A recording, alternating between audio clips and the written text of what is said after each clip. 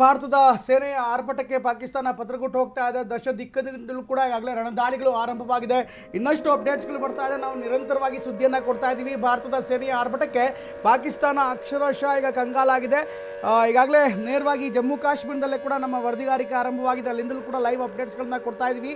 ಪಾಕ್ನ ಶಸ್ತ್ರಾಸ್ತ್ರಗಳನ್ನು ಚಂಡಾಡ್ತಾ ಇರುವಂಥ ಭಾರತೀಯ ಸೇನೆ ಮಿಸೈಲ್ಗಳು ಸಂಪೂರ್ಣವಾಗಿ ಧ್ವಂಸವಾಗಿದೆ. 500ಕ್ಕೂ ಹೆಚ್ಚು ಡ್ರೋನ್ಗಳು, ಪಾಕಿಸ್ತಾನದ 500ಕ್ಕೂ ಹೆಚ್ಚು ಡ್ರೋನ್ಗಳು ಈಗ ನಾಮಾವಶೇಷ ಆಗ್ತಾ ಇದೆ. ಸೇನಾಪಡೆ ಹೊಡೆತಕ್ಕೆ ಪಾಕಿಸ್ತಾನದ ಜೆಟ್ಸ್ಗಳು ಮಕಾಡೆ ಮಲಗಿದೆ. ನೋಡ್ತಾ ಇದ್ದೀರಾ ದೃಶ್ಯದಲ್ಲಿ ಜಮ್ಮು ಕಾಶ್ಮೀರದ ಸಮೀಪ ಯಾವ್ಯಾವ ರೀತಿಯಂಥ ಅಟ್ಯಾಕ್ಗಳನ್ನು ಭಾರತ ಅವರ ಭಾಗದಲ್ಲಿ, ಪಾಕಿಸ್ತಾನ ಭಾಗದಲ್ಲಿ ಮಾಡಿದೆ ಅನ್ನುವಂಥ ವಿವರವನ್ನು ಕೊಡ್ತಾ ಇದ್ವಿ. ಜಮ್ಮು ಸಮೀಪದ ಅವರ ಡ್ರೋನ್ ಲಾಂಚಿಂಗ್ ಪ್ಯಾಡನ್ನು ಧ್ವಂಸಗೊಳಿಸಿದ್ವಿ. ಪಾಕಿಸ್ತಾನದಿಂದ ಬಂದಂಥ ಡ್ರೋನ್ ದಾಳಿಯನ್ನು ವಿಫಲಗೊಳಿಸಿದ್ದೇವೆ. ಅದೇ ರೀತಿ ಪಾಕಿಸ್ತಾನದ ಮಿಸೈಲ್ ದಾಳಿ ಕೂಡ ಸಂಪೂರ್ಣ ವಿಫಲವಾಗಿದೆ. ಇನ್ನೊಂದು ಕಡೆಗೆ ಫಿರೋಜ್ಪುರ ಜನವಸತಿ ಪ್ರದೇಶದ ಮೇಲೆ ಪಾಕಿಸ್ತಾನ ಅಟ್ಯಾಕ್ ಮಾಡಿದೆ. ಹಾಗೆ ಪಾಕಿಸ್ತಾನದ ಅನೇಕ ಸ್ವಾರ್ಮ್ ಡ್ರೋನ್ ಅಟ್ಯಾಕ್ ಅನ್ನು ಕೂಡ ನಿನ್ನೆ ರಾತ್ರಿ ಭಾರತ ಯಶಸ್ವಿಯಾಗಿ ಹಿಮ್ಮೆಟ್ಟಿಸಿದೆ.